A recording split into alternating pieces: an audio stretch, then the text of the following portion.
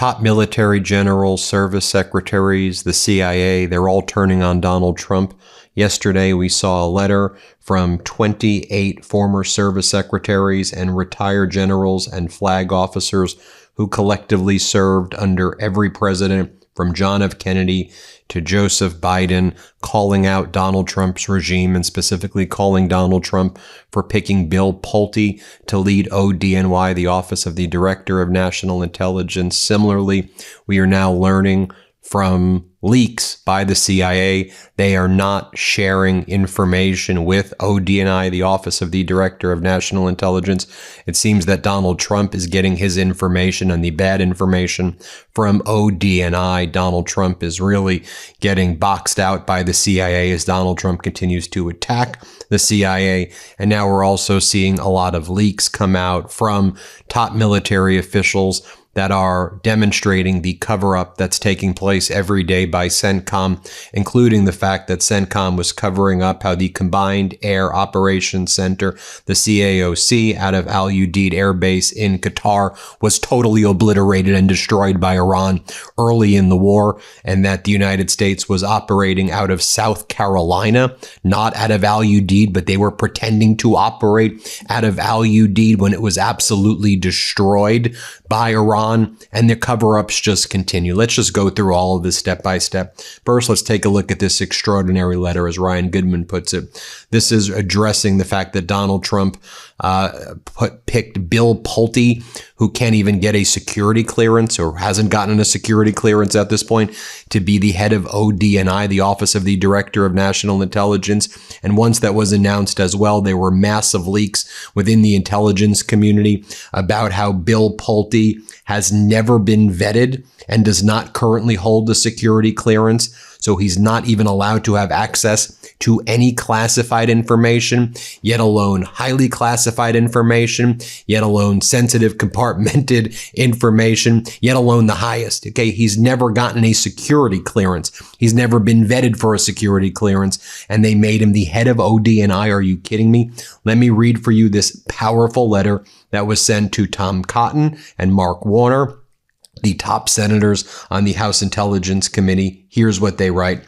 Dear Chairman Cotton and Vice Chairman Warner, the undersigned include 28 former service secretaries and retired general and flag officers who collectively served under every president from John F. Kennedy to Joseph Biden. Based upon our leadership roles promoting the strength of the U.S. military and ensuring the security of the United States, we are deeply concerned by public reports that the president is considering the appointment of Bill Pulte as acting director of national intelligence. The position of Director of National Intelligence is a serious role with real implications for U.S. national security.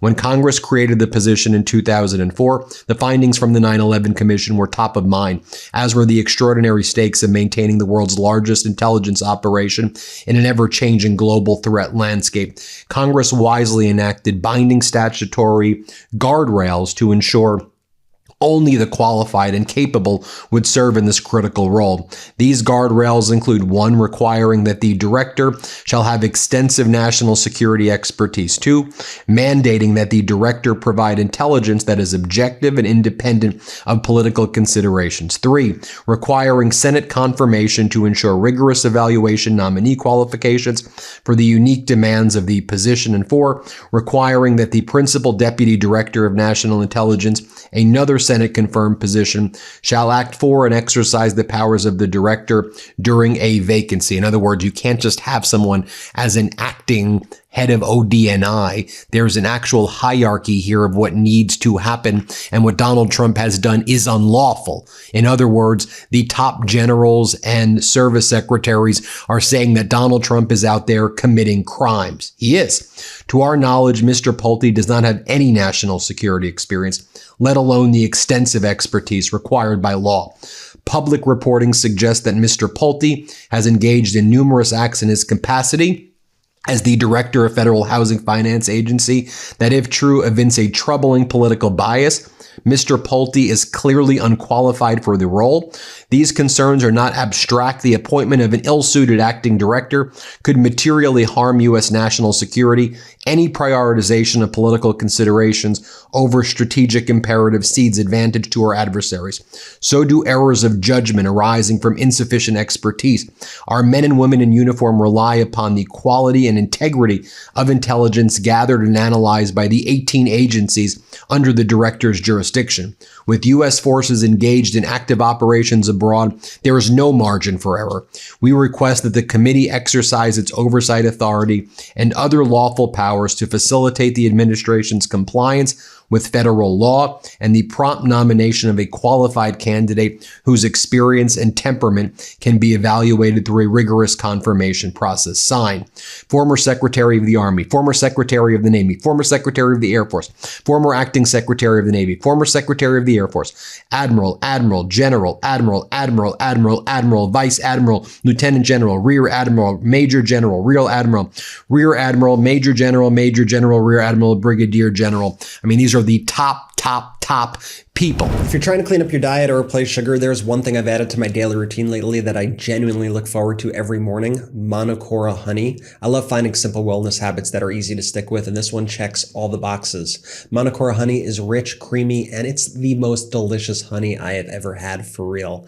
It's ethically produced by Monocora's master beekeepers in the remote forests of New Zealand, where bees gather nectar from the Manuka tea tree. That nectar is packed with bioactives that give this honey 3 times more antioxidants and prebiotics than regular honey.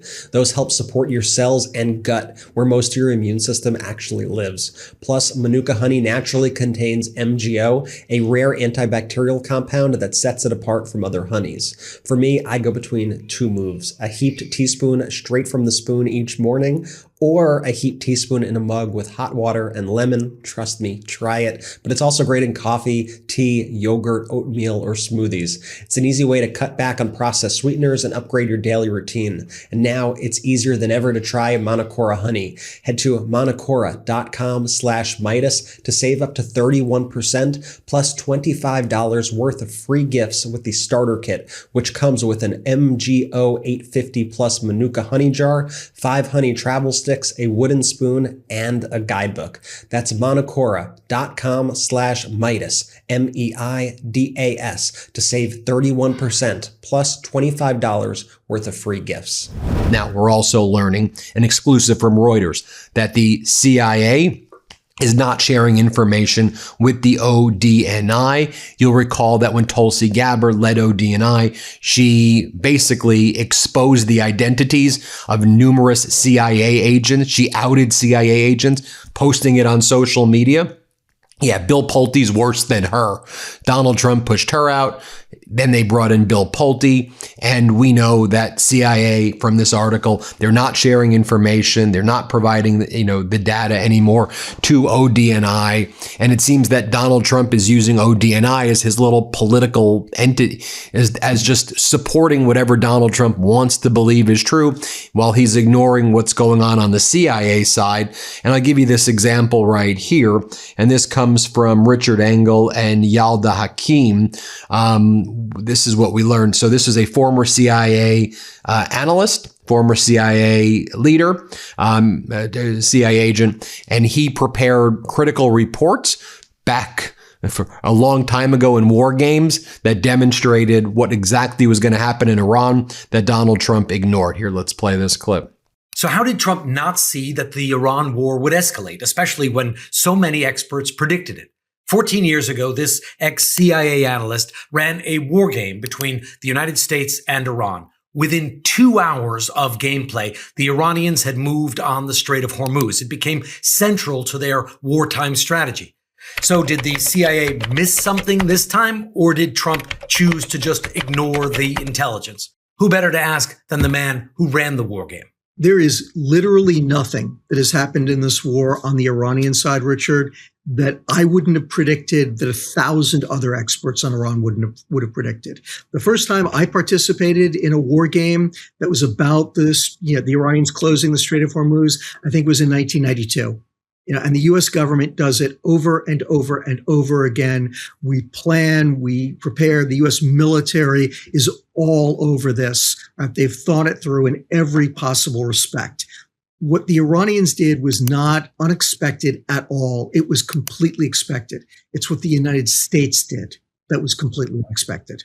Do you think there's any way, shape, or form that your former colleagues at the CIA missed this one? No, I cannot imagine that they did. And the little bits of reports that we're getting is that they had, in fact, predicted this. As I said, all the evidence is that this is whatever the opposite of an intelligence failure is, this is that, right? This was every single step was called at every step of the way. But again, you had a president who believed what he wanted to believe, which was that regime change was easy, cheap, and eminently doable, likely to happen. But again, the U.S. government, forget about my war game. The U.S. government has been studying this for 30 years, right? Over 30 years. Understood this completely, understood exactly what was going to happen. I was able to predict everything that happened because I had been part of that community. And I know that other folks had as well. That was not the variable here. That was not the unknown here. Now, should also be noted that yesterday there were major leaks that demonstrated that Trump's CENTCOM was covering up a lot of things as well. And I think we're seeing our intelligence community turn against Donald Trump. The main U.S. Air War Command Center in the Middle East suffered a direct hit soon after the war with Iran began and was severely damaged. Sources tell Air and Space Forces magazine the combined air operations center at Al Udeid Air Base in Qatar was hit by Iranian missiles. A secondary facility in South Carolina filled the gap. And so the military was pretending it was still operating out of Al Udeid when it was destroyed, and they were operating out of South Carolina. Well, you got that. Meanwhile, you have Israel intelligence accusing Vice President J.D. Vance of leaking Mossad's plan to use Kurdish forces against Iran directly to Turkey's leader Erdogan, who then lobbied Donald Trump to kill, giving the Kurds military weapons. Erdogan's red line, no Kurdish military forces near Turkey's border. Trump then vetoed the operation. And so you have intelligence agencies going after intelligence agencies right here. And then I want to remind you as well, in terms of what I think Donald Trump's also afraid when it comes to the CIA. I think that Donald Trump knows that the CIA knows about his dark past. You'll recall that Jeffrey Epstein back on July 18th, 2011, made FOIA requests to the CIA regarding his connections with the CIA. And here's what the CIA wrote July 29, 2011 to Epstein's lawyer. On July 25, 2011, the Office of Information and Privacy Coordinator from the CIA received your letter dated July 19, 2011, providing additional information pertaining to your client Jeffrey Epstein's Privacy Act request, reference above. Since you have provided the necessary information, we process Mr. Epstein's request in accordance with the Freedom of Information Act and Privacy Act. We search for CIA-originated responsive records that might reflect an open or otherwise acknowledged agency affiliation existing from November 5th, 1999, the date of our previous acceptance letter, to July 25th, 2011, the date we accepted Mr. Epstein's current request. We were unable to locate any information records. With respect to responsive requests that would reveal a classified connection to the CIA, in accordance with section the CIA can neither confirm nor deny the existence or non-existence of records responsive to your request regarding Jeffrey Epstein's potential affiliation with the CIA. There you have that. So we'll keep you posted every step of the way. Hit subscribe. Let's get to 7 million subscribers.